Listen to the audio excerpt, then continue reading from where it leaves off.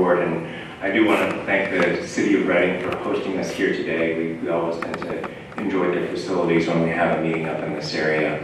To my right is Clint Snyder, Assistant Executive Officer who runs our Reading office. To my left is Jessica Yar, Senior Counsel with the Office of Chief Counsel. Andrew Altavogt is to her left, Assistant Executive Officer in the Rancho Cordova office. To his left is Bailey Toff Dupuy, also with the Office of Chief Counsel. And to her left is Adam Lapitz, another Assistant Executive Officer in our Rancho Cordova office. Clint, I don't know if you want to introduce your staff who are in the audience here. We have several staff in the office today. Brian Smith and Angela Wilson, farthest ends of the room, are supervising engineers and engineering geologists in the Reading office. We have a number of senior managers and staff in the back of the room as well. Thanks so much. I would also extend our thanks to Courtney and Brandon and Brian, who picked up in Kieran's absence and have been handling a lot of the administrative tasks to get us up here today, and Gene Conklin, who is manning the video camera up from the Rancho Cordova office and taking care of our technical needs.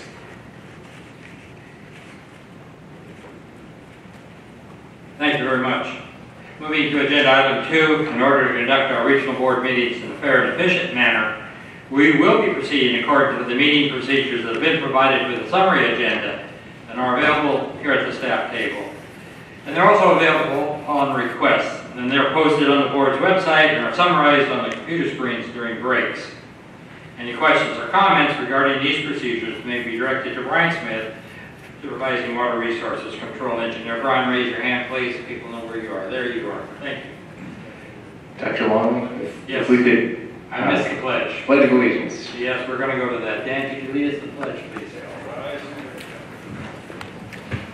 Ready to begin.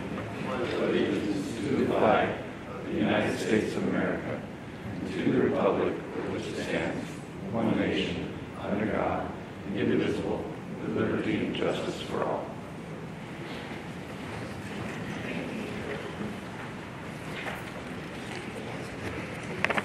Thank you. We'll go to agenda item 3, board member communications. Are there any board member communications? Carl, I just want to say I did have this week a call from Supervisor Gary Evans at Volusia County about some forest issues on private lands in Volusia County and holdings in the Mendocino complex. Thank you very much. Any others? Yes, this is September 27th. I participated in the Community Water Leadership Network, and we do monthly, bi-monthly meetings, and basically it's to address issues of the small, disadvantaged water districts, and looking at ways to improve and work together to improve the situations in the water quality, and helping the boards have a better understanding of water quality and all of the issues that they face within the water districts. That was on September 27th in Visalia. Carl, I wanted to give a little more thorough report on that because Gary is an in-holder in the Mendocino National Forest, and they're putting together some logging, salvage logging, and they going through the Board of Forestry process, and his question was, can we expedite our board process that takes up to 15 days following the Board of Forestry's process. And I know I wrote a note to our staff asking them if they could take a look at this within the obligations of our board, if it was possible to expedite some of that. And I also acknowledge the fact that there are lots of fires going on that have gone on, and this is an issue not just here, but I appreciated that opportunity to help out. Thank you. I see both executive also ready and shaking their head at this so they understand it. Yeah, that's correct. The way it works is when under the Forest Practice Act, there's a process that you follow with a registered professional forester to define the scope of your harvest. And when that process is relatively concluded, they submit under our general WDRs a report to the board called a notice of intent, and we turn around that notice of intent and issue regulatory coverage within 15 days. We issue what's called a notice of applicability. Angela Wilson, who is the program manager for the timber program, has committed to me that she will try to expedite all requests to get well under that 15 days where possible. It is, speaking with Supervisor Evans, you get to understand the breadth of those problems. There's a lot of inholders who have very small holdings, and you have folks whose retirement investment is tied up in that timber that gets burned through by the fire. And there's a very limited window in which you can harvest that, so the board is committed to expediting those requests as quickly as we can. I want to say that I added on to that just because of our open meeting laws, and I think it's important, and Denise reminded me because she did a little bit more thorough report on her meetings, and I think it's important for the public to know when we're meeting or talking with people outside of our meeting process. And I want to also say that I did say in my emails that if we can expedite within our board obligations, so I'm not asking staff to cut any corners, but drawing attention to something that I think they were already quite aware of. So thank you. And I appreciate the executive officer's comments, particularly as they relate to the criticality of this, because of the fact that folks have their life savings tied up. I didn't realize that, small units, and of course, the criticality of getting those trees down soon before they no longer have value. Yes, go ahead, Denise. Yes, this was back in June, actually, June 12th. Members of our community, along with Self-Help Enterprise, we came to the state legislature to meet with the assembly. We had a SB 495. It was a bit of legislation to allow us to, in our community, to dig a well. And this is fish and game property, so we had to get a waiver. So I forgot to mention at the previous meeting, we had that opportunity, and it did get passed late in August. But also on August 12th, State Senator Vidak came to Allsworth to give a memorial resolution in honor of my mom, Nettie Morrison, who passed away back in April. So he came to join us and give that acknowledgement, and so that's Thank you very much, Denise. There's a lot going down in your area, among other things, land subsidence, and some very interesting pumping situations that probably outside of the purview of this board, but they do impact water quality, and I think we need to be talking with staff about those. Since the last board meeting, I spent 5 weeks in Europe and the land of no paper plates, and I commented about this morning. Before I left, I did attend one CV Salts meeting. I missed one in September because I was out of country. There's one here in a couple of weeks that I'll be attending. CV Salts obviously is going strong. When will CV Salts end? And I think that as long as we have a civilization here, CV Salts will not end. This is an ongoing effort to the end of time to be able to address salinity issues in the Central Valley.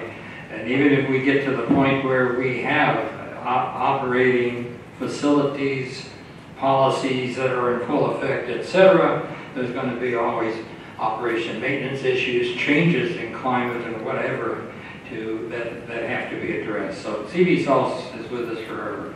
The phase we're in right now is a planning phase to simplify what's going on. And one has to recognize, though, that though it's a planning phase, that doesn't mean that we can do business as always. We cannot contaminate water, and people should be looking to improve practices so that we are, so that they are in compliance. The planning phase is largely focused on a series of plans to minimize impacts or where necessary to harvest salt. What to do with it, that's a big question. And there's a lot of information on that in some of the reports that have been put out already. But now we have to get down and really find ways to implement those or implement alternatives in a cost-effective fashion. Hard work, maybe a decade, we'll see. But we will enter a new phase. But as I said at the onset, TV Salt is with you forever. So with that said, are there any further comments, Dan? A short report by me. Intermountain Fair in Eastern Shasta County is the big event in our community, and I interacted with a lot of people. Big activity I've been doing when I see people is to tell them to talk to staff, to learn what we are, and how we do what we do. I think the general public needs to understand that the staff are very approachable. There's a lot of concerns about meeting with staff. It's an open opportunity to learn more about the process.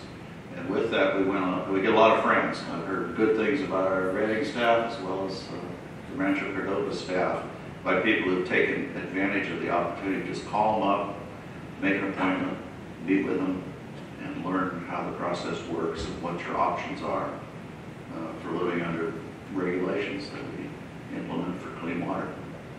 I have the same kind of comments about the president of staff. I have to include them. Thank you, Dan. Any further comments? If not, Courtney, where are you? I don't see. Yes. Do we have any cards for agenda item 5? No, we do not. Thank you very much. Excuse me, not 4. Agenda item 4. No, we do not. Thank you. Agenda item 4 is the public forum, and we do not have any cards. So agenda item 5 is an update by State Board Member Dudek, and she's tied up in activities of the State Board. She will not be here today. I understand she's at a water fix meeting or something like that. So we'll move on to agenda item 6, the Executive Officer's Report. Are there any comments? I just have 2 things to add on to. I want to let you know, very recently, so Tuesday of this week, Clint Snyder, myself, appeared before the State Water Board. We've been in the process for the past several weeks to try and secure as much funding as possible for water quality remediation work to respond to pollution threats caused by the Carr Fire and the Mendocino Complex fires. We appeared before the State Board. They approved a resolution saying that general obligation bond-funded grant program monies, cleanup and abatement account monies, and non-point source grant program monies are all available to help respond to these fires. They allocated a limited amount, but it is in the order of a couple $2 million or more. And we will be working with the Executive Director of the State Water Board to secure federal match funds that can multiply the amount of dollars that our state spends on that. There is a lot of money that should be going to remediation work for the Carr Fire, and we also have worked through the 319H grant program to secure, I think at this point it's about $600,000 worth of remediation work for the Mendocino Complex fires. And basically those are going to be focused on erosion and sediment controls that we will work on deploying with the resource conservation districts in those areas. That happened just earlier this week, so we weren't able to put that into the Executive Officer's report. Second, I'd also like to mention that earlier, or in the middle of last month, after the Executive Officer report was submitted, you heard at the last board meeting from Janice Cook, a scientist in our Rancho Cordova office who's working on Delta programs, that she applied for a Proposition 1 grant funding, and that grant funding was awarded to the tune of $612,000 to study cyanobacteria, harmful algal blooms, and that was a Prop 1 funded by the California Department of Fish and Wildlife. So A lot of hard work went into that, and a lot of hard work will continue to go into managing those grant funds to get good science done to better understand the drivers of harmful algal blooms, particularly in the Delta area. Useful information, and I'm glad she got that. There needs to be a lot of work done there. I think it was in Science, I could be wrong, but I think it was in Science that I saw that they were starting to get a handle on mechanisms of blue-greens for producing toxicity, and it's been an issue since mankind's been around, but it's long before that. Blue-greens out came along long before man did, but the whole cyanobacteria issue is one that we really need to get a handle on. On page 26 of the Executive Officer's report is a section on dairies, confined animal facilities. And around 2007, it may have been a year later, the board passed a general order. When will the board be revisiting that general order? Are you referring to there's a general order for dairies and there's a general order for dairy digesters? Well, both. Both of them? Well, currently we are working, the Confined Animal Facilities Unit is working with the dairy industry and stakeholders to see what the next generation of dairy general order is going to be. The dairy general order, I believe, was passed in 2006 and was updated in 2013. The dairy facilities under that general order are required to submit a fairly comprehensive management practice evaluation plan, basically to tell us what works and what doesn't work on their facilities to contain nitrates and salts, primarily other constituents as well. That report is due in April, so what we are working on is laying the foundation of a general order that will tee off of that work to drive additional pollution remediation processes forward. We also want to make sure that our next generation of general order is fully compatible with CD salts and imposes obligations consistent with CD salts to provide replacement drinking water where that drinking water is required due to nitrate impacts from dairy operations. I think that's critical. What you just said is extremely critical. At a point in time, it's appropriate. The board tour is probably in order to gain some insight into the dairy operations, the problems they face, and the problems that we face attempting to control both salts and nitrates and nutrients. There was a thing in the paper that milk production milk consumption, excuse me, since 1970 has gone down about 50%. But also I read that we have approaching 18 million cows in California, and most of them are here in the Central Valley. So it doesn't seem that the decrease in milk production has had much of an impact on dairy operations here. I am hearing, and this is nothing more than conjecture, that Sigma will have an impact on dairies that's significant.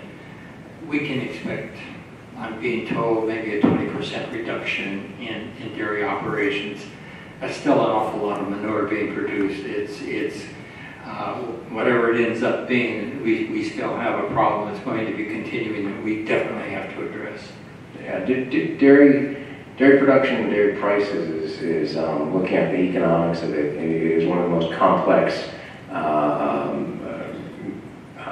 commodities that we have out there due to a network of federal subsidies, due to the way that the industry produces and is paid for its product. I understand that currently there is a dairy glut in the United States. I think that's one of the reasons why you saw it being debated so much in the trade negotiations happening at the federal level. There's a lot of complex questions involved in how dairies operate. I think for the board's purposes, our focus is and should be on what waste management practices work and what don't work. We try and be, to continue to be cognizant of what the dairy prices are and what their ability is to do pollution control requirements. But that said, at the end of the day, we have to make sure that the beneficial users of the groundwater that may be impacted by dairy operations are fully protected. Thank you. Any further comments on the? I'm hearing the chair say we'd like to see something in the field related to dairy. Did I hear that right? Well, at the appropriate time, it would be noticed the board as a whole. Well, I like the workshops. I like us to be visible. I like the workshop at Clear Lake. Something when we go down to Fresno sounds real good to me. I like the coming tour and field tomorrow morning too. Thank you. Any further comments on agenda item 6? I wanted to backtrack and go over a little more on this grant that was awarded for the Mindo fire. If you... Absolutely. So it's complex in how we juggle some of the finances, but what we were able to do was able to preserve the 319H grant monies that are currently before the fire season allocated towards the activities in the Clear Lake area. The state board worked very diligently to find an additional source of funds, frankly funds that were expiring, and shifted funds around to make sure that we had and again, it's about $600,000 in grant monies that could go to the Lake County Resource Conservation District to implement best management practices in advance of the rainy season. So the funding stream is 319H grant funds, but what we worked hard to do is make sure that the existing projects that we have already funded under 319H continue to be funded, and at the current juncture, both are.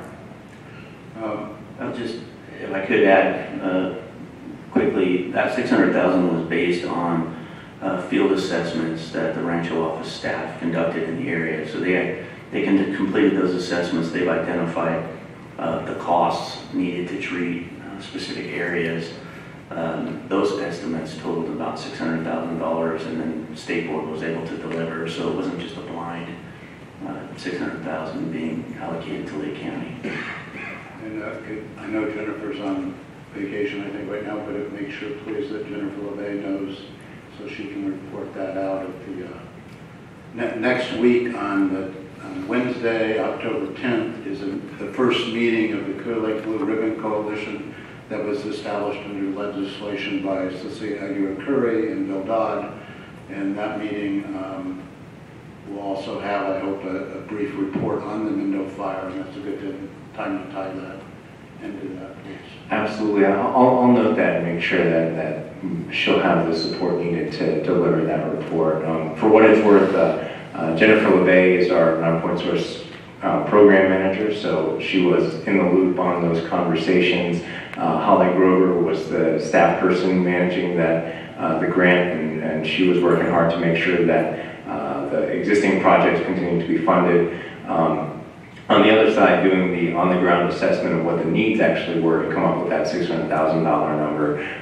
Rich Moll was instrumental in that. He's one of our top staffers doing stormwater water quality assessment, and he's been up here in Reading giving trainings to Reading staff to do post-fire evaluation. He's been all over the place, really an excellent knowledge base, and he was working with Kim Sellards, who runs our enforcement program under Andrew Altivo, to make sure that the 600,000 number was a solid number that will have some meaningful water quality benefits, and that is an appropriate number that the Resource Conservation District can absorb and deploy those resources. And thank you. I think that's really timely and exciting. Great work. Appreciate it. Any further comments? With that, then, we will conclude item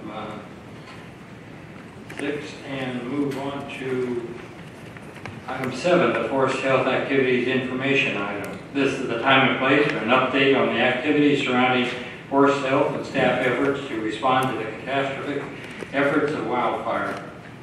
This is an information item only, and no action will be taken, although the board may provide direction to staff. We'll now begin with staff presentation. Following the staff presentation, interested persons will be allowed 3 minutes each to address the board, and a timer will be used. And Angela, before you get started,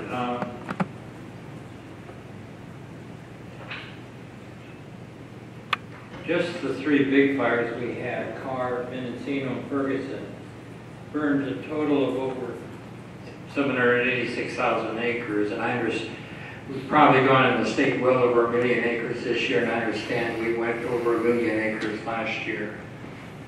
What is, if there is a normal on this kind of thing, what is normal? What do we see as for a typical year?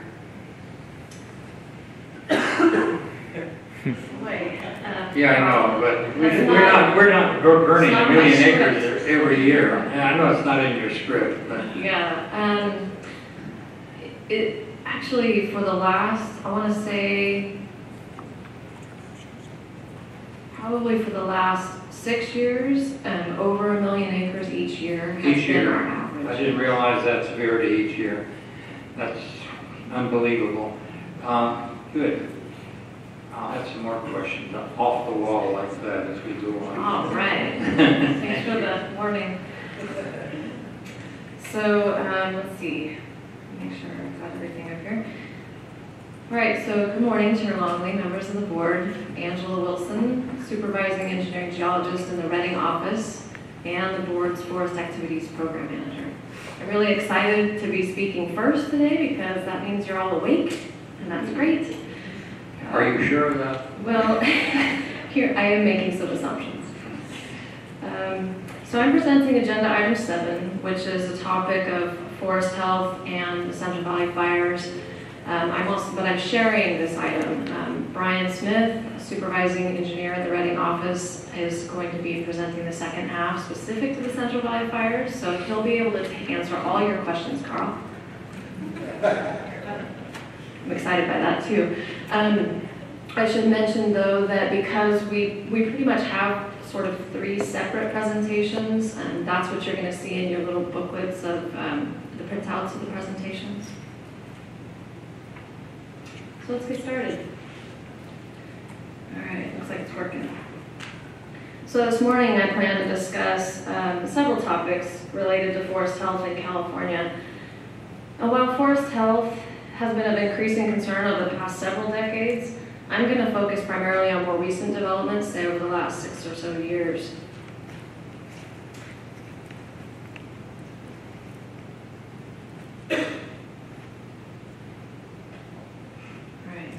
So California is 100 million acres, approximately 33 million of those are forests, and specifically conifer forests. They're shown in this map in the dark green. So about 19 million acres of those forested lands are managed by federal agencies, with about 41% owned by private entities, and state and local having the remaining 2%. The Central Valley region specifically encompasses about 16 million acres of forested lands.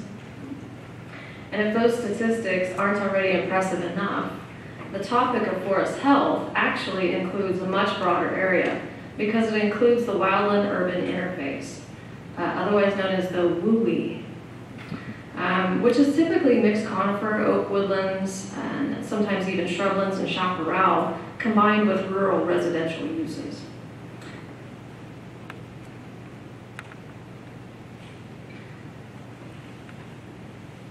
So I'm going to start with a little bit of background that's going to be pertinent to the latter discussion in my presentation.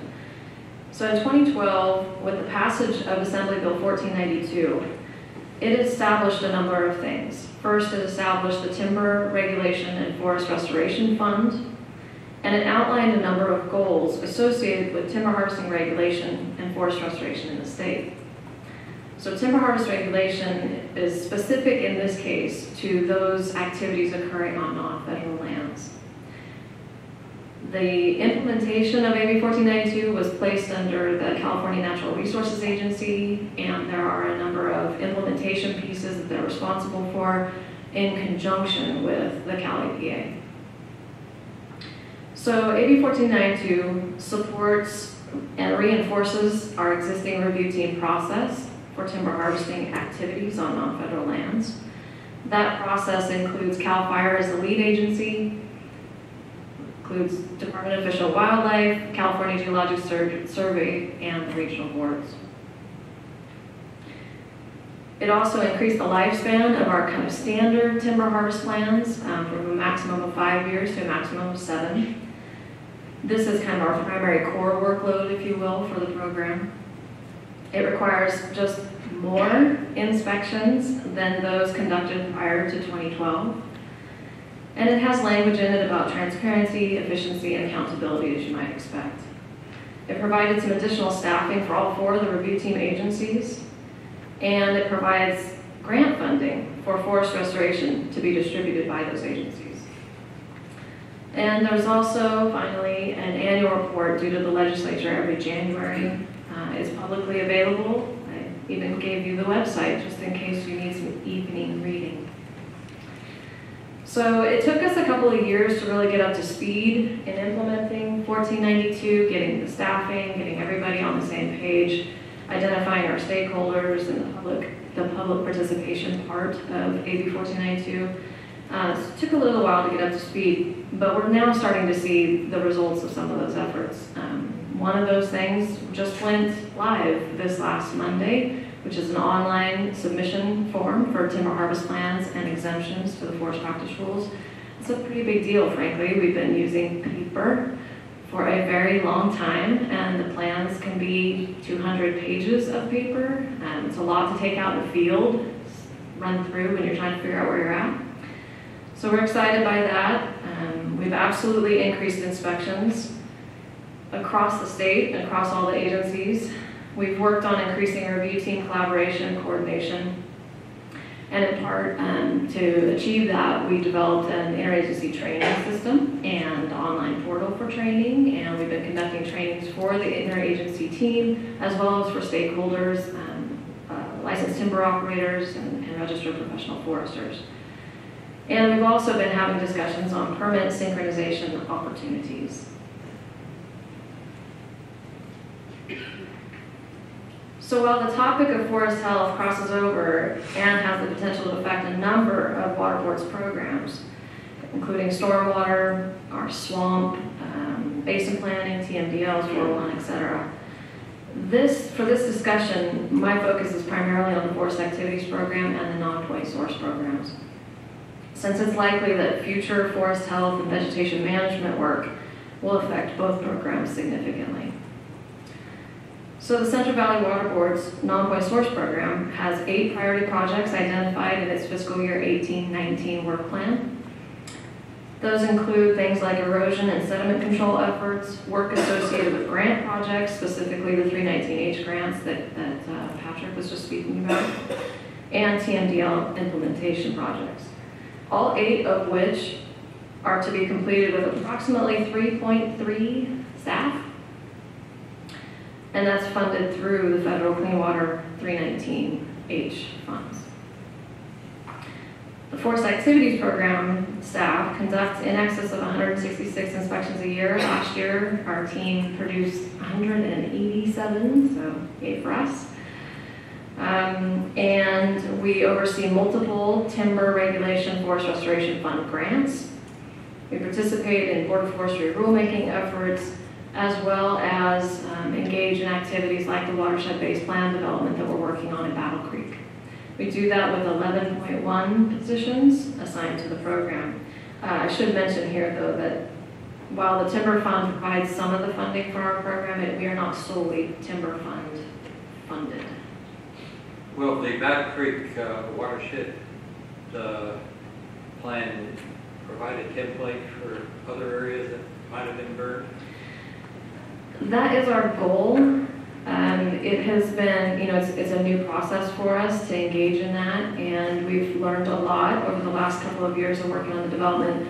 Primarily, we've learned that it took longer than we expected it to take. So I don't know if it's going to end up being the current watershed-based plan effort is going to end up being the right template, but I think that we've been talking to the EPA about other sort of, I guess, streamlined efforts that would be able to achieve that goal. So I do think it's going to lead us there. I just don't know that it's exactly the right tool right now. Thank you. Yes. So moving on. So over the past several decades, Concern for the health of our forests has been steadily increasing.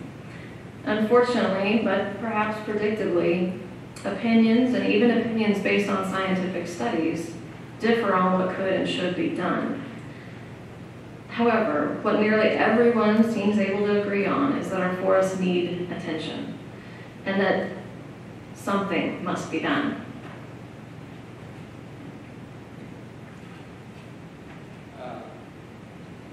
Before you leave that slide, third item, fourth item there, prescribed burning.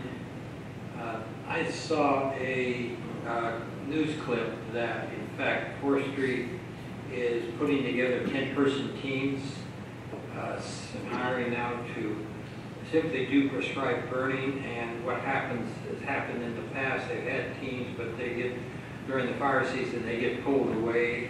But this is supposed to be a more persistent effort, if you will. Would that, in the long term, have value or not? Well, I mean, we certainly hope so. I don't see why it wouldn't be effective. But one of the challenges we face is absolutely that.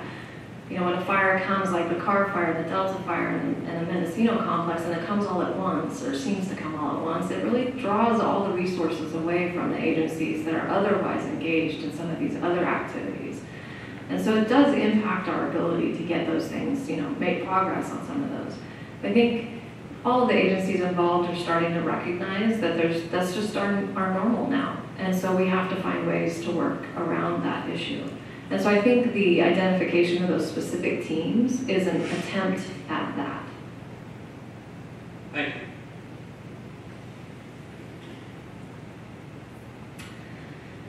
So 2012-ish saw the beginning of our drought, the most recent significant drought affecting the state.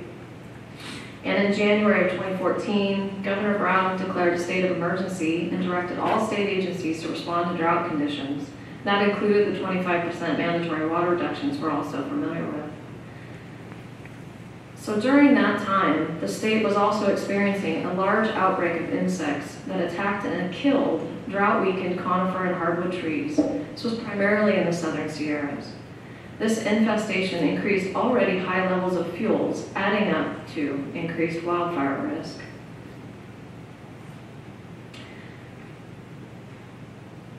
So in October of 2015, the governor issued an emergency executive order directing the establishment of a tree mortality task force. The task force was given a very specific set of objectives. It's comprised of approximately 76 entities, state, federal, local agencies, utilities, and other stakeholders aimed to coordinate emergency protective efforts and monitor ongoing conditions to address the tree mortality after the drought that the state is experiencing. It really boils down to protecting life and property by mitigating the risk from falling trees and increased fire hazard. They do that primarily by removing the dead trees in the vicinity of roads, communities, power lines, and other critical infrastructure.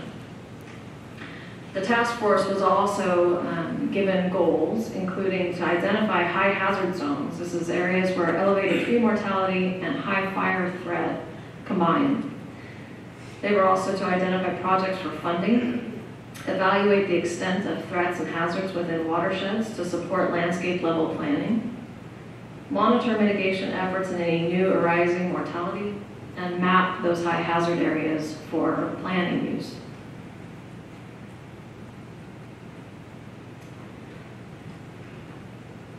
So the task force, the Tree Mortality Task Force objectives, included efforts to quantify and track the dead and dying trees resulting from the stresses of our drought. So this is my attempt at using the maps they created to show the changes over time from 2012 through 2017. You're going to start seeing the yellow, it will transition to orange and red based upon the hazard rating. So it's 2012, 2014, 15, 16, and finally 17. So thus far, we have approximately 129 million dead and dying trees that have been identified across just under 9 million acres. They are primarily in the southern Sierras, as you can see by the map, but we're seeing mortality just about everywhere. Thankfully, we're starting to see a decline in the rate of tree mortality. However, we're still left with over 129 million trees, basically sticks of fuel, sitting in our forests waiting for an ignition source. So the governor's emergency declaration aimed at facilitating the removal of these dead trees. And so far, really the implementation began in about 2015, so we're really looking at just a couple of years of effort. It's resulted in 1.4 million trees having been cut down. However, over the past 30 to 40 years, much of the infrastructure necessary to handle the volume of dead and dying trees that we need to deal with has closed. And so now we have piles of these dead trees, and in some cases those piles, there's no place for them, so they're still in the forest. So this image was produced by the task force to show the current operational status of the state's biomass power plants. And from about 1981 or so till today, more than 200 sawmills and biomass facilities across the state have closed. This is a good chart for an illustration, although it does not include the biomass facilities. It is simply reflecting closures of mills. The 2015 state of emergency requested the California... Angela? Yes. When I see these charts, it's important to remember also that mechanization and efficiency in the mills that are there. So it's hard to talk about the capacity of all these mills and how that has changed, because it's not as significant as the number of mills. Because while a lot have closed, the ones that are remaining are much more efficient. Right, absolutely an accurate point. I think one of the challenges that they've been particularly faced with, though, in relationship to that, is that many of the existing mills are so far away from where the trees are being piled that that's creating some transportation issues. And that's true particularly in the southern Sierra. Right. So in 2015, the state of emergency requested the California Public Utilities Commission to review and update their procurement programs for small bioenergy renewable generators to ensure long-term certainty for investor-owned utilities and project developers, as well as providing benefits to the ratepayers.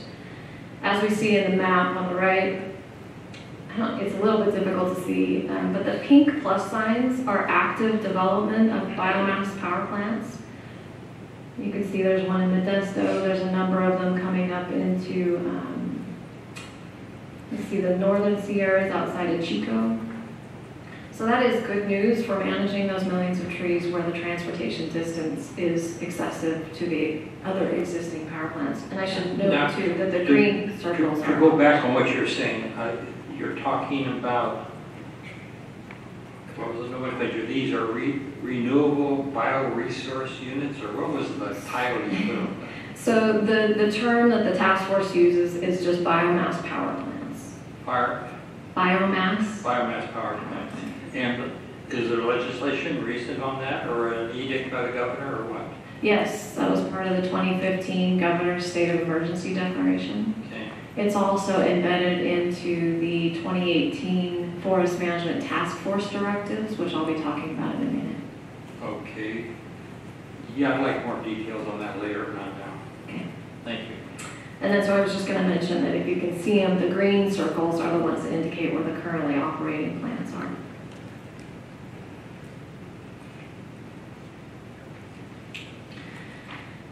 So, we're just, California's forests are facing pretty intense challenges.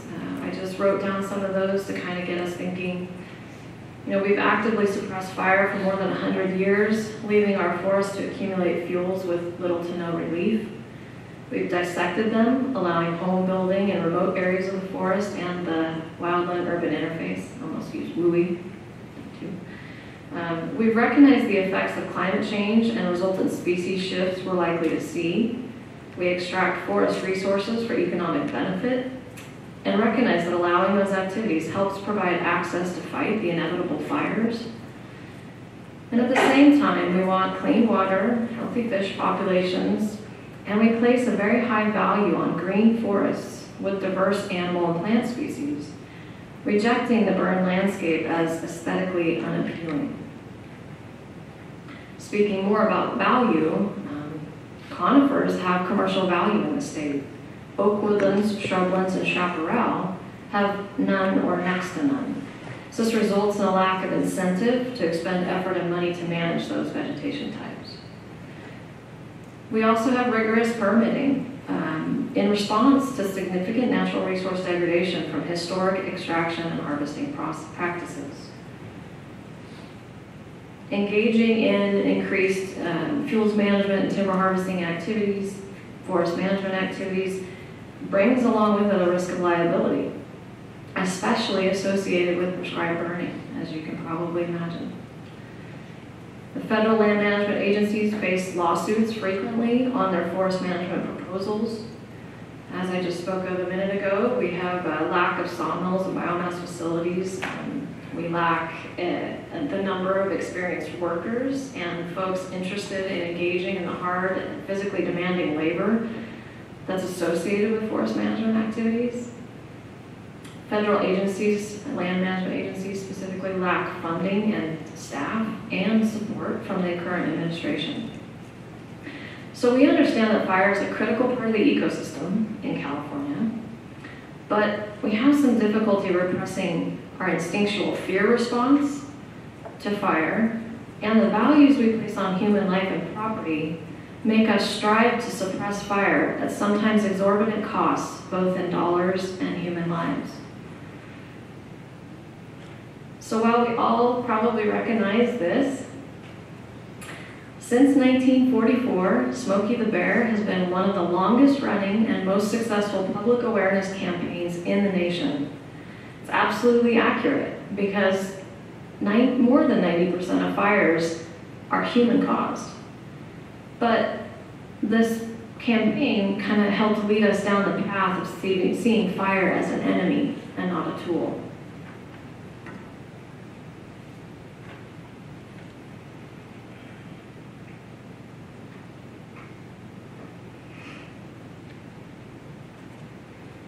So there were so many articles and studies and opinion pieces that I couldn't resist having another slide full of them. And Angela, I want to interject a couple things, but one is there's a very good article, I think it was today, in the Sacramento Bee on exactly this issue.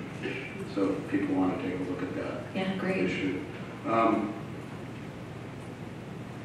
few items. One is the term I hear a lot now about our forests is aridity. And well, climate change and waste or deprivation are sort of the driving factors. The concept of increased aridity seems to be where the scientists are going now with respect to the changes that are going on in our forests. And one of the things that we're looking at, like I work mostly in the Mendocino National Forest. I say work, but I'm a volunteer. And that is what will these forests, what do we expect, what's our best guess of what these forests will be like in 100 years, and planning for injecting, as you've talked about, issues of climate change and aridity into the discussion is really critical to how we move forward. I appreciate your focus on the WUI areas. That's where the trees that are coming down need to be, those dollars that are available need to be focused clearly. And these trees now that are dead, where the leaves have fallen off, aren't a fire hazard at this point in time. They don't increase the severity of fire because they're just sticks sticking up. But they're going to fall down in 20 years, and that's going to be a big add to the debris on the forest floor. So this is a future calamity that is likely to happen down the road. And you mentioned the management of chaparral, and chaparral and shrublands are completely different in how you're going to manage or not manage those areas. They aren't like forests where you can do prescribed burn or fuel thinning.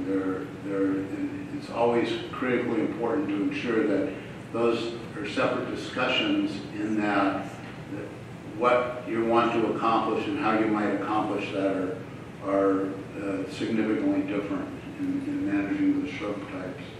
And you mentioned the difficulty of finding forest workers, and those workers that are doing that important work in the field, logging actually is perhaps the most dangerous job that you can have, more than race car racing and everything else. It's dangerous, hard work, and we need to be really appreciative of the people that are doing that. And I assume you'll at some point inject a discussion about air quality issues with fires. One of the things we're finding is, I mean, you have a lot of smoke when a big fire happens, and it's there and it's thick and it's uncontrolled. If you're going to do prescribed fires, we have to find a way to merge this multimedia between air quality issues and the need to thin forests, because one of the factors that happens is that the opportunity, the window for prescribed burns becomes very, very narrow because of air quality issues, and we have to find a way to make that work better. And I mean, in Northern California, when we burn in the Mendocino National Forest, it's competing with the need to burn some rice fields, and you know what takes priority, and can we increase that burn window? It's really threatening to people that are really sensitive to air quality, and that's the issue. It's a health issue, and are we going to deal with this in a managed program, a way that works, or are we just going to have these big fires, and when they happen, there's no way to control the smoke or the amount of particulate matter in the air? Sorry, I just... No, those are extremely important points you brought up, Bob. The air quality issue is one size fits all, I'm afraid, and I think it has to be looked at, because as Bob pointed out, we get in these big fires, as you pointed out, over 1 million acres every year, and the health impacts of that are pretty extreme. We have to do some common sense here, much higher level than we are right here today, but certainly we need to help work towards that issue on the air quality issue of prescribed burns. The other thing you brought up in that list, which you didn't jump over it, you pointed it out, but it's extremely important, and it's the dissected landscapes. When we were doing forest management 100 years ago, we wouldn't have the problems with all the residences and other activities that are taking place in the forest that take place today. So we impact those with our management practices, whatever our management practices are, and it just adds to the complexity of the issue. But you know, this part of it gets into land use planning, and I think we need to bring a lot more land use planning to forest areas so that we can be more effective in the measures we carry out. But that's my comment. So just briefly, I would say that I've been peripherally involved in some discussions in regards to the Lung Association and the CARB, the California Air Resources Board. And then over the last couple of years, I've heard increasing discussions about that very issue, right? Do we tolerate these large fires where we can't control the particulate matter? And do we encourage more prescribed burning? What do we do? Mr. Snyder and myself were at a Forest Service executive meeting. It's been a couple weeks ago now, and they had requested us to speak as well as the CARB, the California Air Resources Board. And it was actually a really interesting presentation. The gentleman that was speaking was very much making those same statements, that they recognize that those are actions that they're going to have to be looking at. There's got to be a way to move forward without just, and make it easier to conduct more prescribed burning, release more days to allow prescribed burning so that we avoid the situation that we had here in the midst of the car fire. I don't remember exactly what the particulate matter in the air was, but on our worst day, I want to say it was upwards over 500. It was so bad, and as you well know, I'm a pilot, it was so bad. I was coming back from Southern California into Sacramento. It was the same as if we had the full cloud cover. it gets back into an optimization of both of air quality, you know, what we actually have and what the scribed birds can do to reduce that. The problem is I think CARB's hands is even tied by the Federal Air Quality Act. And so it's a big issue that has to be addressed much higher.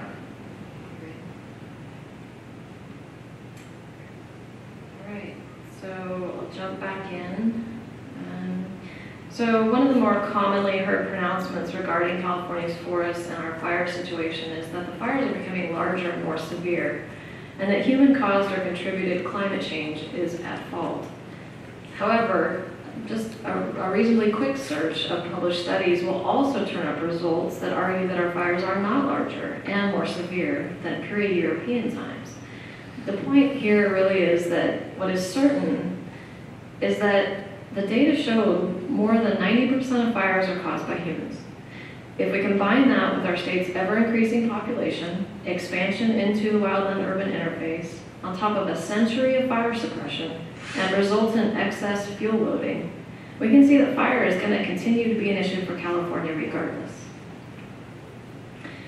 So the question we're all struggling with now is, how do we move forward? Well, first, before you go there, you talk about severity. I've been interested in fires ever since I was a firefighter when I was a teenager. My understanding is that the mountains used to burn every year, but because there was not the fuel load on the forest floor that there exists in large areas today, we did not have the fires typically crowning. I'm sure some crowned, but typically they did not crown, and because of that, we didn't have the devastation you see today. But we do know that fires have been an important part of the forest. As an example, redwoods need fire to propagate, so it's been there, and it's an important part of the forest culture.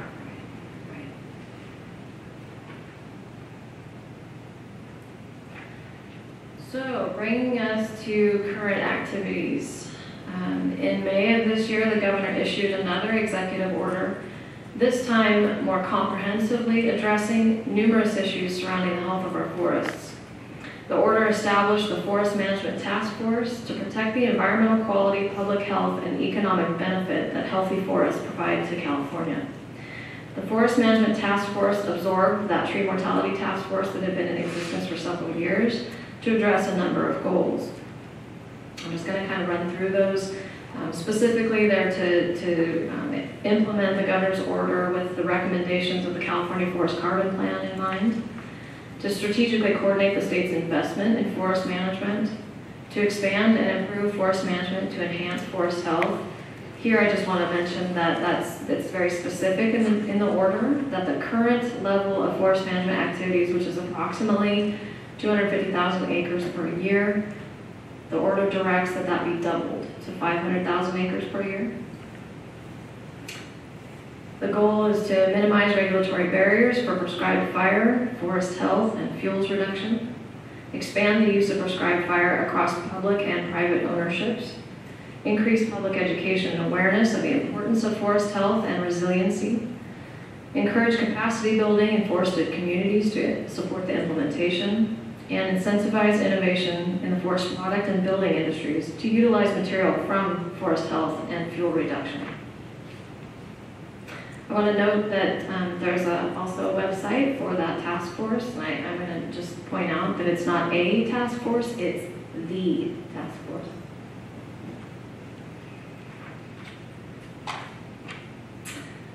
So the task force has been, as I said, the governor's order came out in May. The task force kind of had an initial meeting with a large group, and then they went back and kind of developed a strategy for implementation. And that's worked out to be 7 working groups. And they all have initial management goals consistent with the executive order. And they're going to focus on the coordination among entities with funding, implementation, and regulatory authority over the management goals, and work to resolve statewide barriers to achieving those goals. The task force is broad and very comprehensive in nature. It brings together the Tree Mortality Task Force, the AB 1492 efforts I spoke of earlier, and other existing efforts like those that CARB is engaged in and that the California Public Utilities Commission are engaged in. So what's interesting to me is that even the names of the work groups make it very clear that there's a recognition that numerous entities have influence over, and there are numerous issues associated with our forest management. We have teams working on restoration issues, regulation topics, prescribed fire, and workforce development. In addition to those core groups, there are 4 regional prioritization groups focused on the specific needs, opportunities, and barriers unique to the regions across all subject matters. This is really just getting underway. I believe most of those working groups have had 1 to 2 meetings at this point. I don't know that the prioritization groups, I don't think I've heard any meetings being set for the prioritization groups just yet. So just get moving. So it's been a busy legislative season, and it's really underscored the increasing concern over forest health and wildfire resilience.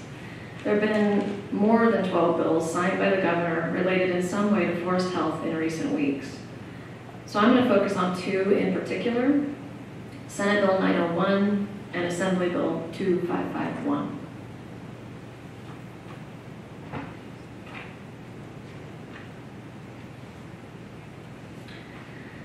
So in order to talk about Assembly Bill 2551, I've got to take just a little step back to 2015 and talk about Assembly Bill 2089. 2089 set the stage by identifying watershed restoration and management activities, including fuels management, meadow restoration, road restoration, etc.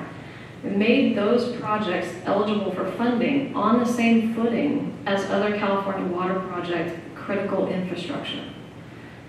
So this is specific to the Shasta, Oroville, and Trinity watersheds feeding the California Water Project and identifies them as the source watersheds.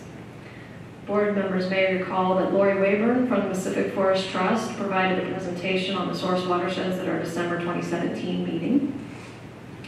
So the source watersheds cover approximately 7 million acres. Roughly half of that is owned and managed by the federal land management agencies. The rest is all landowners with diverse management goals and objectives. The bulk of the area covered by the source watersheds occurs within the Central Valley region, but of course some of the Trinity River watershed occurs within the North Coast region. So AB 2551 authorizes Cal EPA and the Resources Agency to jointly develop and submit to the legislature 2 things. One is a plan for forest and watershed restoration investments for the drainages that supply those 3 source watersheds. And 2, a pilot project proposal for the coordinated multi-agency permitting of watershed restoration activities in those watersheds. And lastly, it establishes the Headwaters Restoration Account in the general fund. But before we get too excited, the funds may be deposited into the account and used upon appropriation by the legislature. So Central Valley Water Board staff would be heavily involved should Cal EPA and the Resources Agency decide to pursue the development of the plan and pilot project. And while the goals of AB 2551 are absolutely worth striving for, significant time, effort, resources would be required to develop those strategies and permits to facilitate implementation. This is going to include extensive coordination with many local, state, federal agencies, and a lot of different landowners who share interests in a broad suite of the restoration activities across that 7 million acres.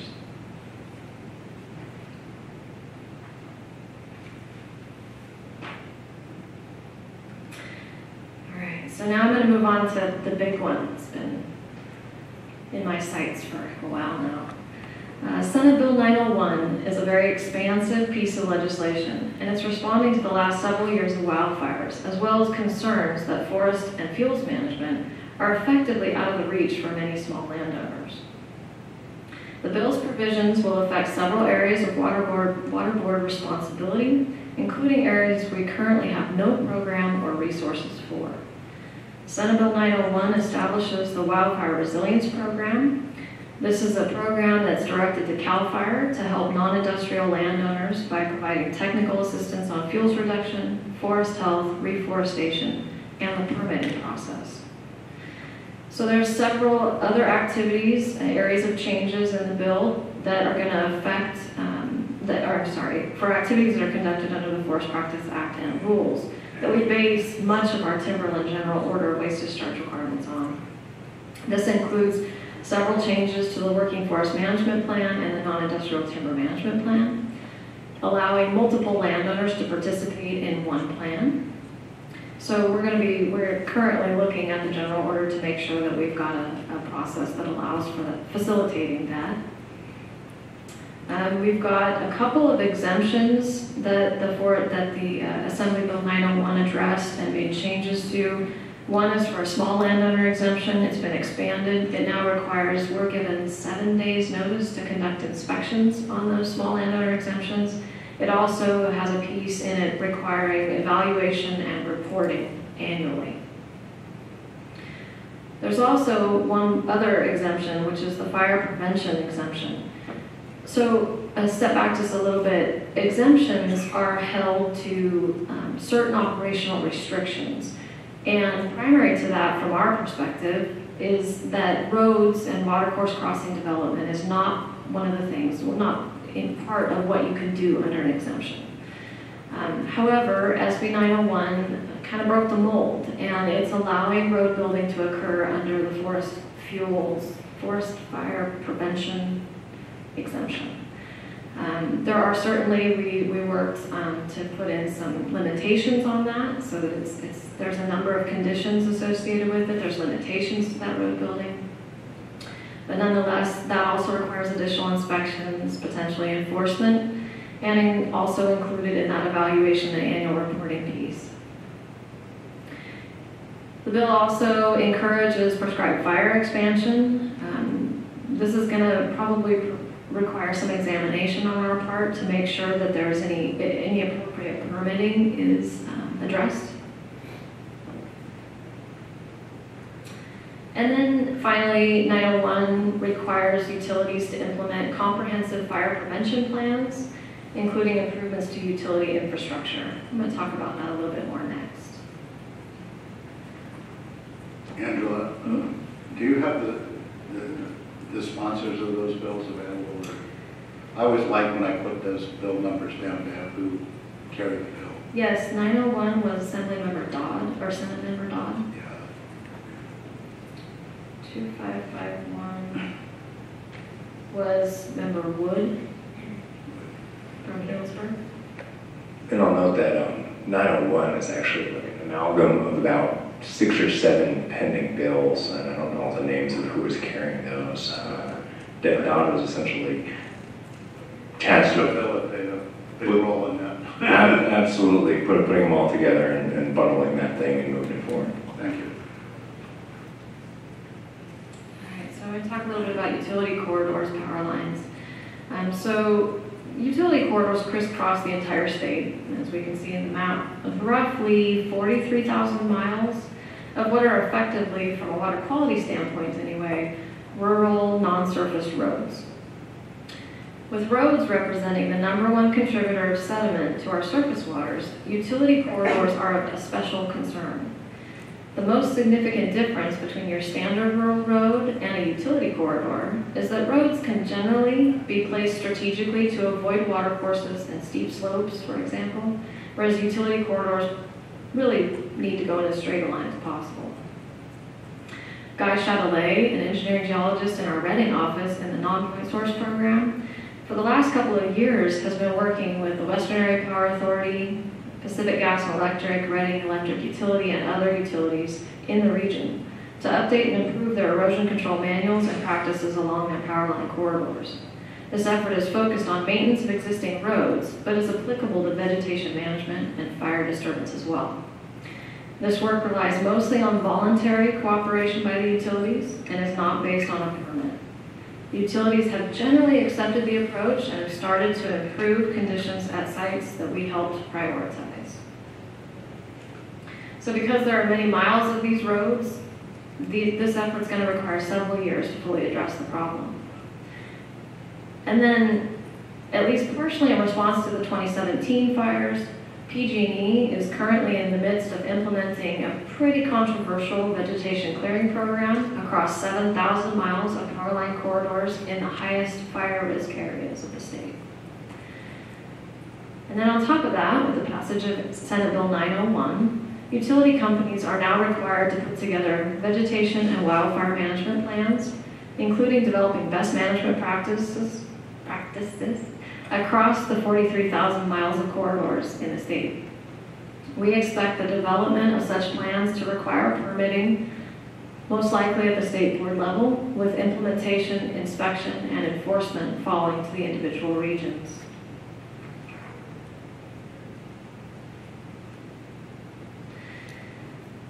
So I'll talk a little bit about some of the challenges we face, not like there's not plenty.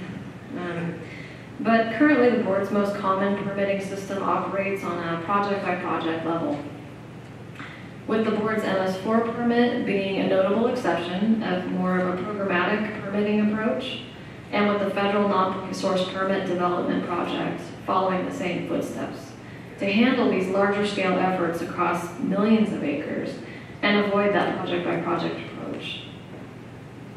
With the increased pace and scale of fuels management and forest health, not just coming our way, but already here, and with source watershed restoration now to be treated as critical infrastructure, the way we have operated simply is unlikely to be the most efficient and effective solution.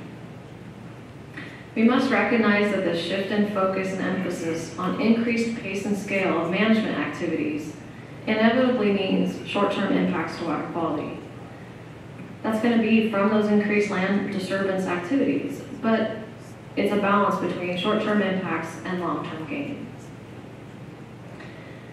And that permitting inefficiencies could potentially have a disproportionately negative impact on achieving the governor's forest restoration goals. We need to gain a deeper understanding of the short-term and long-term impacts and the challenges of managing the complex ecosystems that our forests represent, as well as understanding the competing values that the public holds. We're looking at least an order of magnitude increase in effort and complexity from our current practices where vegetation and forest management are concerned. Just consider the challenges in coordinating prescribed fire, restoration, and vegetation management project permitting across ownerships, regional board boundaries. It's going to be complex.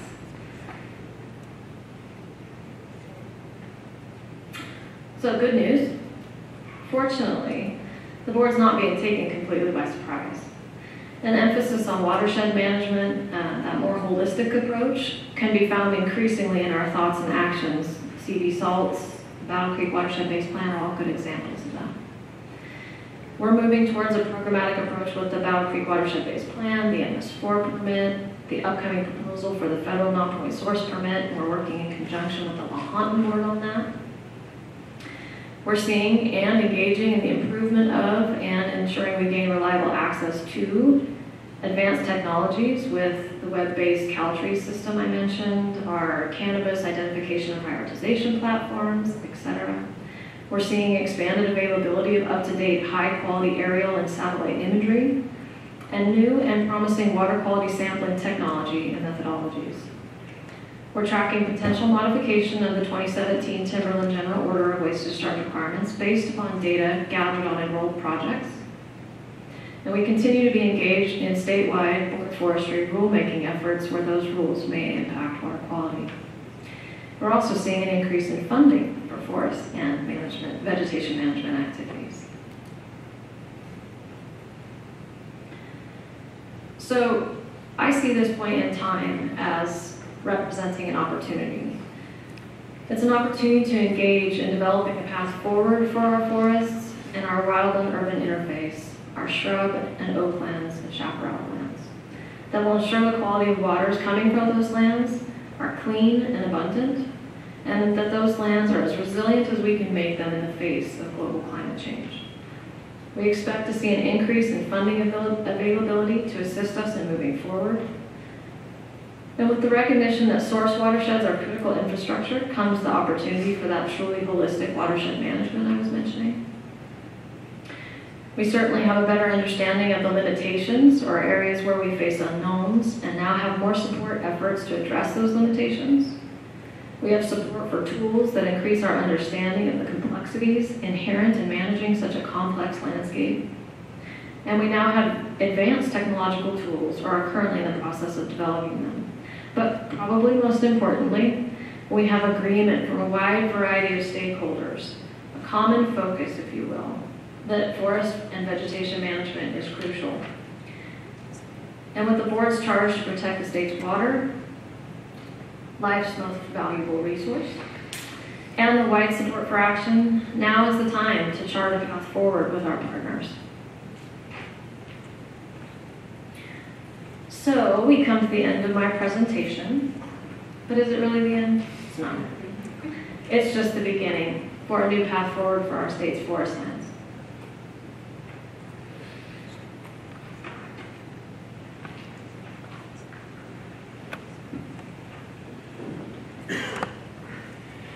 That was,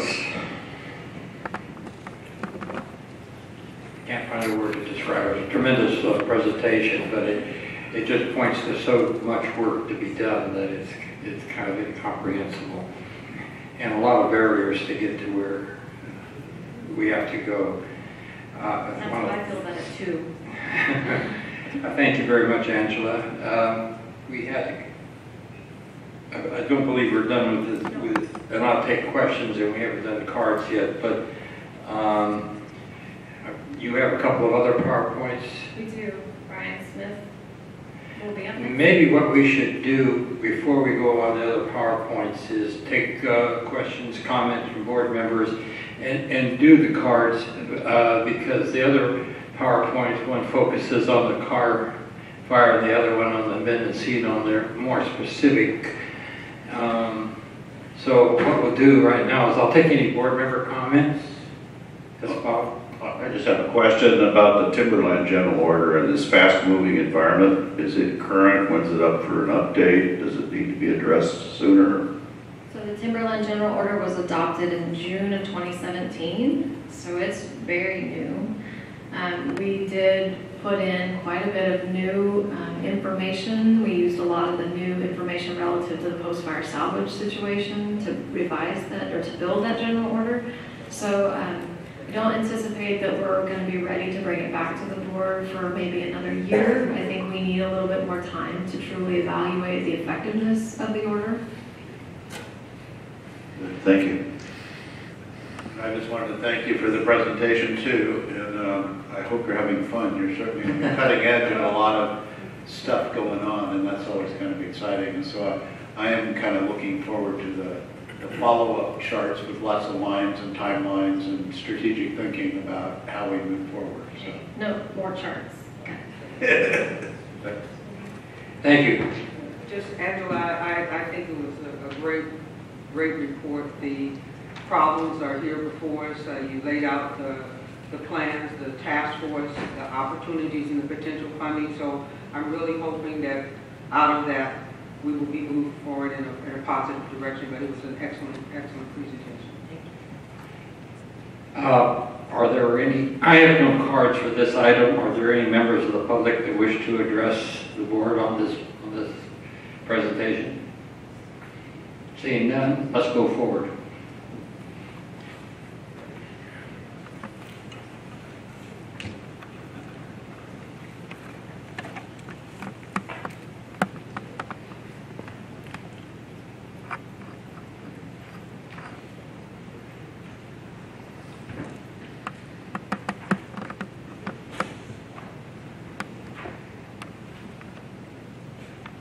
I was just a little taller, I could get up to that projector and tilt it just a little bit. I couldn't reach it. All right, so I'll take this second of kind of three portions to this agenda item, number 7. Good morning, Chair Longley and members of the board. My name is Brian Smith. I'm a supervising engineer here in the Reading office, and I also serve as the region's program manager for the Water Quality Cert and Stormwater programs. And I'll be, as I said, continuing this agenda item 7 with a presentation reviewing the Central Valley Water Board staff's response to the car fire and plans for moving forward. Right, in this presentation, I'll cover some car fire facts, an overview of our response strategy, our process to assess impacts and water quality threats, how we are prioritizing impacts to be mitigated, the funding process for mitigations, implementation of mitigation actions, our monitoring program, and some additional related activities. And then finally, I'll give a very brief summary of the HERS and Delta fires that followed the car fire. So the car fire started on the afternoon of Monday, July 23rd this year, and was 100% contained over 5 weeks later on August 30th.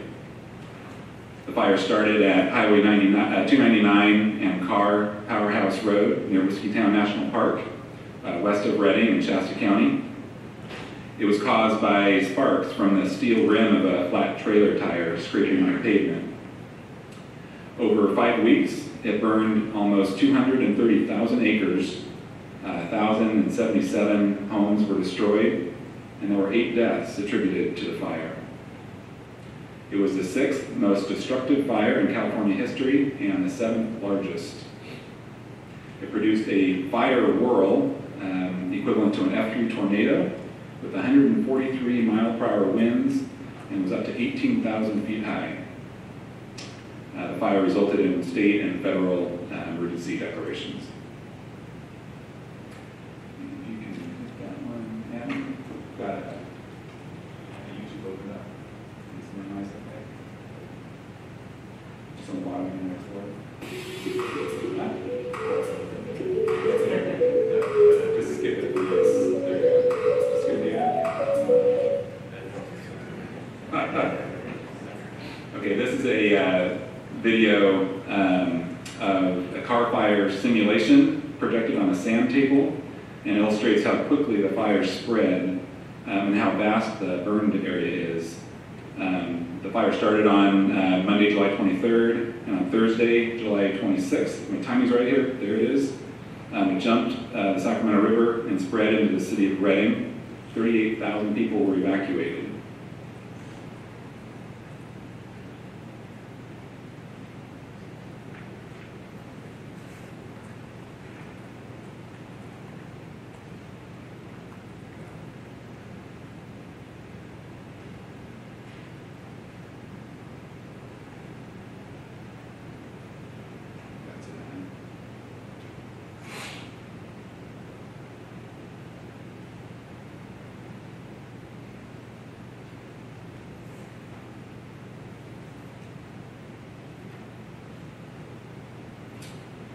Okay, so for the first few days of the fire, our response consisted of confirming that all staff were safe and accounted for, and all essential work activities were covered. At one point, we had up to 75% of our Redding office staff evacuated from their homes, and if you weren't evacuated yourself, you probably had someone staying with you. We determined the operational status of essential and high-risk facilities, such as drinking water treatment plants, wastewater treatment plants, and high environmental risk facilities like the Iron Mountain Mine. And we began development of a written response strategy. The response strategy includes a number of phases: assessment of water quality impacts and water quality threats, prioritization of impacts and threats to be addressed, securing of funding for mitigations to those impacts and threats, implementation of the mitigation actions, monitoring, including water quality sampling and field inspections, and follow-up activities. And I'll discuss each of these phases in more detail. The photo on this slide is an organizational chart from the response strategy. About 30 water board staff are involved in significant roles in this response, and at least 2,000 staff hours have been spent on the response so far.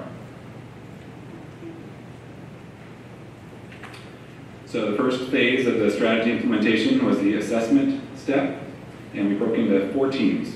hazardous waste, regulated and unregulated facilities, municipal stormwater, and non-point source. And I'll go over each of these in just a minute. We also formed a team to work with our Geographic Information System, or GIS, and perform data management. And then lastly, I'll also summarize findings from 2 other assessment teams, one state and one federal. So the first assessment team was the hazardous waste assessment team. They looked at 346 properties in the burned area that were in close proximity to water bodies. The team was looking for hazardous materials that, if not removed and disposed of properly, would threaten water quality. These materials included propane canisters, pesticides, asbestos, paint, oil, solvents, and fuels, to name a few. Our assessment information was provided to the California Department of Toxic Substances Control, or DTSC, and they subsequently removed hazardous waste from 1,163 properties during August and September. During September through October, Cal Recycle contractors are cleaning up burned structural debris around the footprint of burned structures.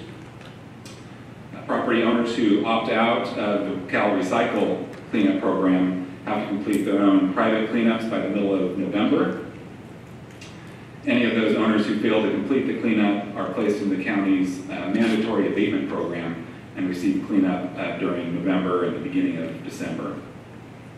Water Board staff are following up on the priority hazardous material sites that we identified to ensure that they get cleaned up by the end of this process. Here are a few photos taken by the hazardous waste assessment team. This one is of the Keswick fire station. The community of Keswick was one of the hardest hit by the fire and was almost completely destroyed. Here you can note the fire engine that never made it out of the fire station in the back there. Here are some examples of hazardous materials found during assessments: bulging oil drums, heating oil tanks, and since we're in the state of Jefferson, a bunch of ammunition, and some paint. More oil drums. And this, I believe, was actually on a residential type parcel.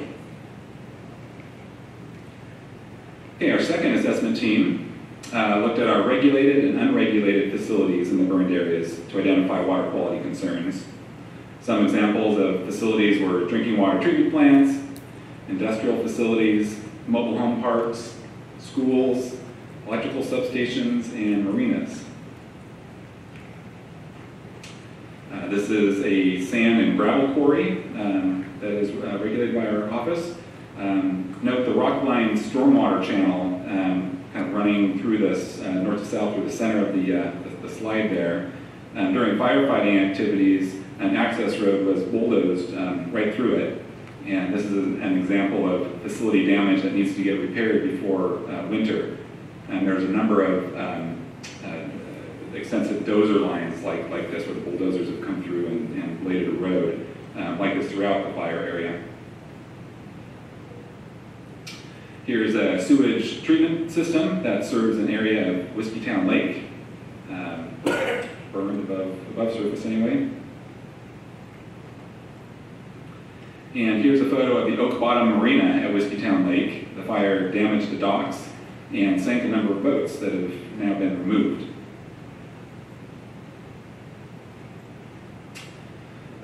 The third assessment team focused on inspecting the current condition of the city and county stormwater drainage systems and identifying infrastructure in need of maintenance or repair. Plugged or damaged culverts or underground drainage pipes will block the flow of stormwater and cause flooding and additional erosion during winter if not cleaned out, maintained, repaired. We saw a number of burned out plastic culverts. It looks like there's a pipe here, but there isn't. The plastic vaporized, and there's an open hole several feet into the ground. This hole will collapse and block the flow of stormwater and cause flooding and erosion if not repaired. An example of a damaged and blocked culvert. And here's another culvert that's already blocked so badly that you can barely see it in the photo here. This existing sediment needs to get cleaned out and to prepare this as part of the drainage system for the winter's expected high sediment load. The fourth assessment team looked at non-point source issues. These included also plugged culverts like the stormwater team, but also larger features such as roads, bridges, basins, large burned hillsides, power line corridors we heard about earlier, and those dozer lines I mentioned. Here's an example from that non-point source team. This is some existing significant gully erosion with burned trees. Inadequate culvert design and maintenance. Dozer lines and large burned areas. And another photo of massive burned hill slope.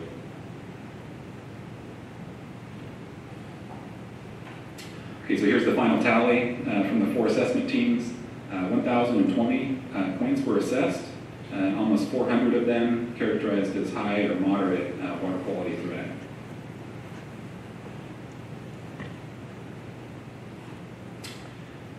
Okay, so those were our 4 assessment teams, but to support those teams and handle all of the information that they generated, we formed a group to work on our data management and geographic information system, again GIS. We designed and tested field forms to consistently record observations. And because we didn't have the use of electronic field tablets, the paper field forms had to be hand entered into spreadsheets back at the office.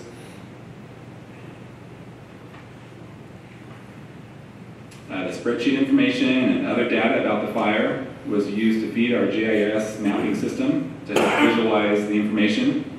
On the left here, you see a map with red squares indicating the location of burned structures. This actually came from CAL FIRE. And on the right is a map that shows the location of a creek system shown in blue, surrounded by a red buffer area that helps highlight water quality threats in close proximity to a creek. It represents 450 feet on each side of the creek. The GIS system was very useful and helped identify highest priority areas for action. I mentioned earlier that there were 2 other assessment efforts that were conducted by state and federal teams. The state's Watershed Emergency Response Team, or the WERT team, and the federal Burned Area Emergency Response Team, or the BEAR team. The state's WERT team assesses state lands or areas of state responsibility. It provides an assessment report and recommendations for follow-up, but funding for follow-up is not directly established by that process. The BEAR team assesses federal lands. It also provides an assessment report and recommendations for follow-up, but a difference is that funding is allocated for the recommendations. Both teams are rapidly deployed and produce reports in a matter of weeks. However, they are focused solely on life safety and property risks from debris flows, flooding, and erosion. So although there is some overlap, they are not specifically looking at water quality or environmental threats. The findings and recommendations from the WERT and BEAR team reports are that 46% of the burned area had a moderate or high soil burn severity, and the upper photo on the right here is from the soil burn severity map that was produced. The purple and red indicate high and moderate soil burn severity. And soil burn severity affects a number of things, including how quickly rain will run off the land and how much erosion will subsequently occur. They found that 20% of the area had a high volume debris flow hazard, landslide potential. 50 to 130% increase is projected in sediment-laden peak stream flows from what would normally occur. Average sediment production over the entire burned area was projected at 13 tons per acre. Normally that would be less than 3 in an unburned area. They identified 64 values at risk, think buildings, roads, and other infrastructure, with a moderate or high risk to life and safety. And they included recommendations, warning signs and signage, like the example in the lower right there. Not locating temporary housing in hazard areas, and maintaining drainage facilities. Pretty common sense things. Okay, so as the assessment information was coming in, we started sorting through the water quality problems and threats, and began to analyze them by a number of factors, such as geographic area, land ownership, who's responsible for an area, aquatic life value and other beneficial use considerations like drinking water intakes, likely severity of impacts if left untreated, applicability and availability of funding, feasibility for mitigation, what's actually controllable, what can we do about it, and responsibility and plans by other entities. So using those factors, we ended up grouping impacts into several broad geographic areas. 4 of those areas are noted on this slide: the French Gulch, Whiskeytown, Lower Clear Creek, and Redding area creeks. We ended up selecting the Redding area creeks area, surrounded in the yellow outline here on this slide, to focus our mitigation actions, and I'll explain our thought process. As I mentioned, the mitigation actions will be expensive and funding will be limited, so we needed to prioritize. For the areas draining to Whiskeytown Lake, such as the French Gulch and Whiskeytown areas noted on this map, the lake itself will act as a giant sediment trap and reduce the level of sediment and other associated pollutants that get released from the lake and would cause additional impacts to beneficial uses farther downstream, such as water supply and fisheries habitat. Additionally, these areas above the lake and the French Gulch area include many of the values at risk identified in the BEAR and work reports, so other funding is already going to these areas. The drainage area around Whiskeytown Lake itself has very steep slopes, and the feasibility of implementing mitigation actions there is limited. This area around Whiskeytown is also largely in federal ownership, and funding we can access can't really be spent on federal lands. The National Park Service is responsible for much of this land, and although they plan to address significant threats to infrastructure, their philosophy is to allow natural fire recovery. The lower Clear Creek area below Whiskeytown Lake also has very steep slopes and limited access. Options for mitigation actions there are limited. Much of this is also in federal land. The Redding area creeks area is a tributary to the Sacramento River below Whiskeytown Lake. Focusing on this area would leverage work being done by others in other areas. It acknowledges limitations in funding and land ownership. The area has burned areas that can be accessed and treated, and it is visible and valued by the public. Most importantly, however, is the ability to mitigate impacts to a highly important stretch of the river. I'll explain more about why we're focusing on this area here in the next slide. So this map zooms in on that area circled in yellow from the previous slide. This is a map of the Redding area creeks from our GIS system. The end of Whiskeytown Lake is shown in the upper left.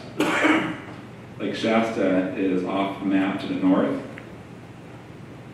The Sacramento River flows from top to bottom, kind of across the slide here. A segment of the Sacramento River from the Keswick Dam down to the Highway 44 bridge is highlighted in blue here. This highlighted section is where 5 of the Redding area creek drainages enter the Sacramento River: Rock Creek, Middle Creek, Salt, Carter, and Jenny Creeks. The 2 green triangles are drinking water intakes on the Sacramento River for the city of Redding and the Bella Vista Water District. Through discussions with fisheries resource agencies and the State Water Board's Division of Drinking Water, as well as a number of other agencies, we identified these watersheds in this section of the Sacramento River as the highest priority for post-fire impacts mitigations. Not just the river segment itself is being protected, but it's an important tributary creeks or where salmon access for rearing. The light blue shaded area represents approximately 1,600 acres of burned area that met several criteria for receiving sediment and erosion control treatments, such as hydroseeding, hydromulching, sediment capture basins, erosion control blankets, fiber rolls, silt fencing, and other pest management practices. These blue shaded areas meet several criteria. They're in areas of moderate or high burn severity. They're in close proximity to a creek, and they have slopes less than 40%. So slopes that can actually be treated by sediment erosion control measures. There are also 8 damaged or plugged culverts that were prioritized for repair in these areas, and some of those are shown with stars on the map.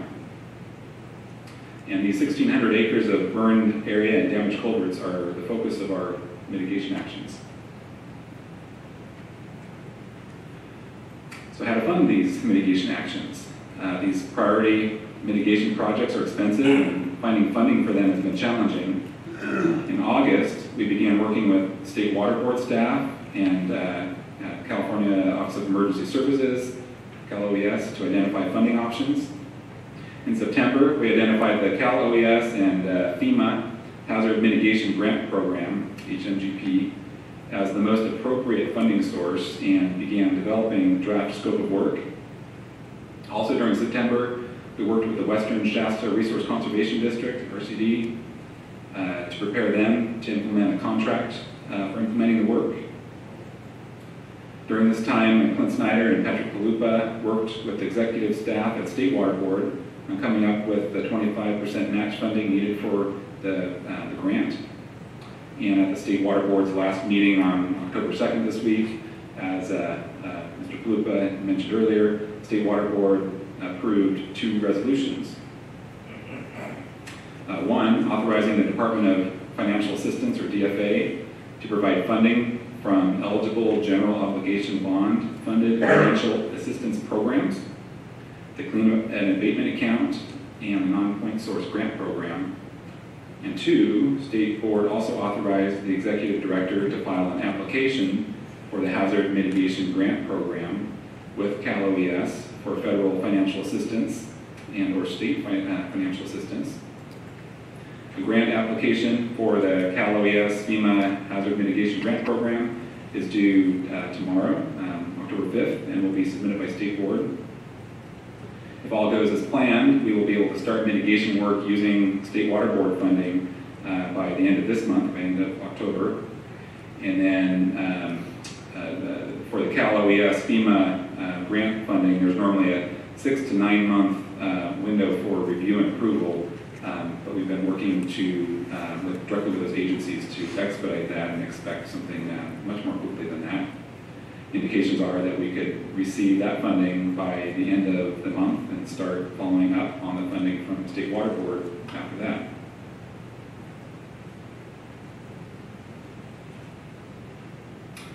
So mitigation work will begin at the end of October, end of this month, and run through, at this time, we're calendaring August 2021. Funds will be dispersed through the Western Shasta Resource Conservation District, who has expertise in implementing this type of work and has the ability to rapidly deploy teams. They intend to subcontract as needed to complete the work and will manage their field teams. Water Board staff will manage the Western Shasta RCD contract and conduct field inspections to ensure proper implementation. Initial funding to get the work started, as I mentioned, will come from the State Water Board, and then Cal OES FEMA grant funding will kick in as it becomes available.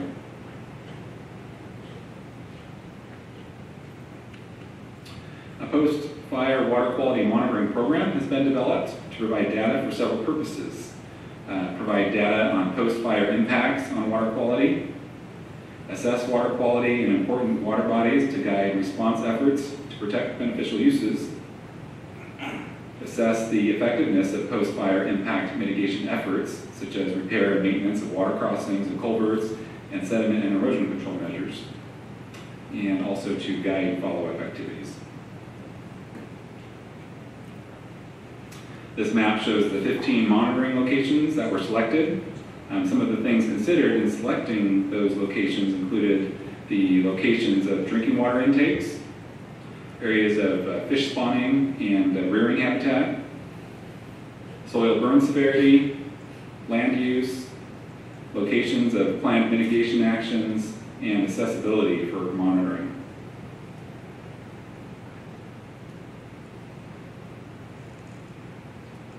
The baseline monitoring was conducted September 24th and 25th. There will be a first flush storm event monitoring when we get enough rain for that first flush. And then there'll be 4 more subsequent storm events monitored roughly monthly. Chemical parameters to be analyzed for include nutrients, metals, organics, general chemistry, and field parameters like pH and turbidity and such. As implementation of mitigation actions and water quality monitoring proceeds, our follow-up activities will include managing the implementation contract and monitoring the field work, assessing the effectiveness of the response, adaptively managing to the ongoing response. We'll leverage our water board authority to compel others to respond as well. And lastly, I want to capture best practices and lessons learned, knowledge gained from to inform our future water board responses to wildfire and other emergencies. As part of that, we're working with the State Water Board's Emergency Response Technical Work Group, or the ERTWIG, to help develop a toolkit for future incidents, including fire response. I'd like to quickly mention several additional activities involved with our CAR fire response. Significant effort was needed to secure the necessary supplies and equipment for the fire response work on short order. A few of those are listed here. There's a significant public interest in what's being done to address impacts from the fires, and we've developed information to inform the public about our activities, and we have staff assigned to respond to inquiries from the public. We've developed a frequently asked questions resource and other information, including links to other entities doing work. This information is being reviewed and will be posted on our Central Valley Water Board website soon.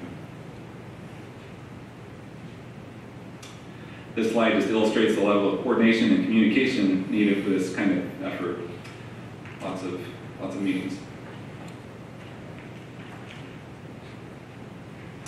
And finally, thank you to all our state and regional boards family for the donations and messages of support for the Reading office. Like the events last year in Region 1 in Santa Rosa, this has been a difficult time for our staff and our community, and we thank you for coming through for us. Donations have been largely routed to charity organizations selected by our staff, and many of our staff are involved with community recovery efforts.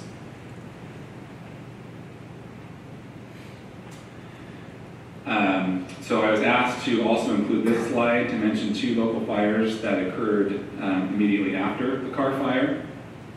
The HERS and Delta fires were north of Shasta Lake along Interstate 5.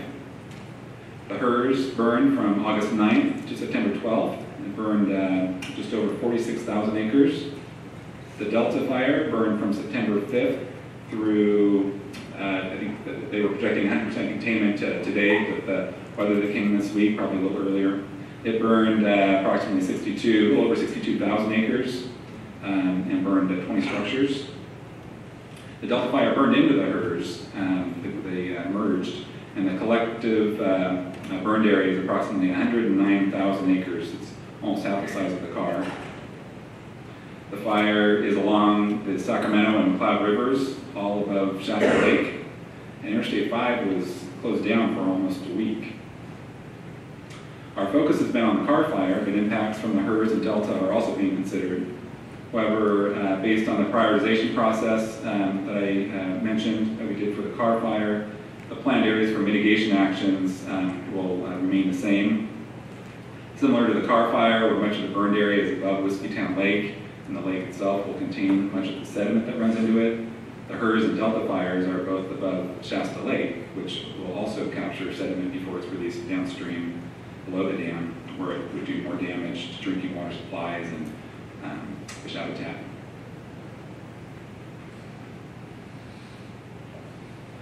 And take any questions, and then I just wanted to point out also we have an update on the Mendocino complex fires as well.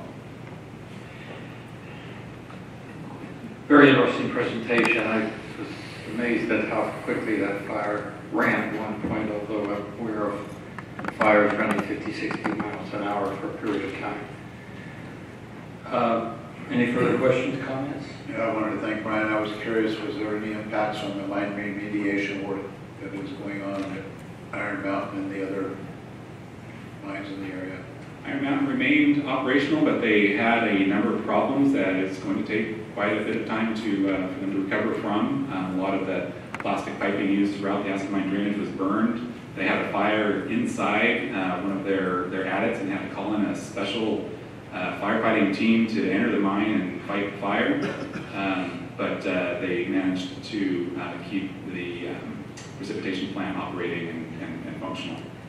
I would say Clint, myself, a lot of management, OES, the governor's office, and federal EPA were all kept up late at night worrying about what was happening with Iron Mountain Mine.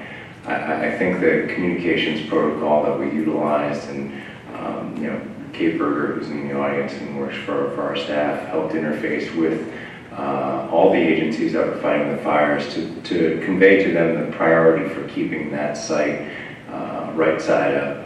I think the fire lived up very, very close to that, and if it wasn't for the actions of some of the first responders to help keep that site from burning, we could have had a catastrophic situation on our hand for wildlife and for the water quality downstream of Iron Mountain Mine. We are working with the State Water Board to make sure that we have more robust protocols in place for the future, to make sure that any first responders and federal agencies and state agencies responding to fires are fully aware of the consequences of not protecting sites like Iron Mountain Mine, recognizing that Iron Mountain Mine is somewhat unique in how extensive the operation system is out there. But a little bit of this tends to be ad hoc, as is the case with every emergency, and it was through the diligence of Clint's staff, the governor's office, and US EPA that we kept that site right side up. Like Brian said, there was some plastic piping, I believe, is in the Richmond portal, which was part of that mine site. Richmond, yeah. Some of that did burn. Again, the burn was limited to the surface area, but I think the federal agencies were extraordinarily concerned that that fire could have gotten deeper into the mine body. That's why they flew in emergency fire suppression specialists from around the country to deal with that. I'm a little surprised at how there wasn't a lot of media attention to the Iron Mountain Mine, but I'm glad that we were able to come out the other end in one piece. Thank you. And I was listening to this, and I think the appropriate priority is the lives lost and the property lost, but this is a story that really should be told. Somebody should be writing that up and putting it out. There was I don't know if that's a reporter or a staff person. Yeah, there's a lot of resources that came to bear that kept an eye on that site in critical moments that made sure that thing didn't burn. And the treatment system is nearly entirely intact. One of the main treatment system at that mine site. I want to summarize my comments just to lend my best wishes to all of our staff, particularly those that were affected by this fire. And what's amazing is when people are their own livelihoods or personal resources and families are threatened to pull together and still maintain the work of the Central Valley Water Board and dealing with all of these water quality issues with this fire is pretty exemplary. So thank you very much. I'd like to know if were there any challenges with access to property? Were you able to move freely and look at individual properties without any challenges to say, you know, we don't need you here, that sort of thing? Yeah, our assessments went pretty smoothly. When we started the activity, most of the areas were still evacuated. We were able to access those. And when we encountered a homeowner, for example, who was at their property, like, looking through the damage and such, we could just move on. We didn't need to follow those people. Some of the areas that we needed to access had gates and that kind of a thing. And to the extent we had access that site, staff would go up and make contact. And if there was any reluctance on the part of the property owner, we would simply move on. I'll just mention quickly with regard to access, we did have two other mining areas that were significantly impacted. The first was the Washington mine in French Gulch. They had limited access for weeks on end. That mine suffered significant damage. It's an active gold mine. It's in the process of being mothballed, but just due to fire suppression efforts and the threat to human health due to the fire, they were limited. We did keep in regular contact. The other one was on the MRC Mine Remedial Recovery Company property behind Shasta Lake. They did suffer loss of an HDPE pipeline that essentially transfers just AMD from the portal to the treatment system. That line was burned through, and we again, mining company was prohibited from getting into that area for about a week and a half, I'd say, Kate. But finally was able to make it in there. I think we were fortunate in both those instances that due to the conditions at those mines, mine discharge didn't make it to receiving waters. But we did, we were very much aware of limited access and for good reason. But just as Patrick said, we really lucked out. But the limited access was due to fire conditions. Right. Right.